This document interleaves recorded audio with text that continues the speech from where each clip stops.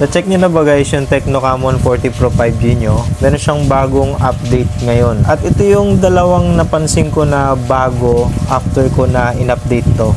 Ito yung nakita kong dalawang bago. Punta tayo dito sa may camera icon. Tapos meron na siyang live photos. Ito may sample ako dito kanina. Nag-picture-picture ako. Tapos play nyo lang. Ayun o. Ito ba gumagalaw? Ayun o. Tapos ito may sample pa ako dito. Ayan, gumagalaw naman palang kusa eh. Ayan o. So yun, meron na siyang live photos. Tapos napansin ko din na pag pumunta ako ng gallery, punta tayong gallery. Ito, sample picture lang to. Ayan, kunwari itong picture na to.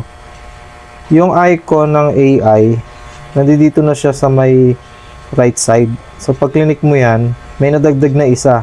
Itong AI Sharpness Plus. Pag pinindot mo yan, mas lalong ma-enhance yung picture, mas gaganda.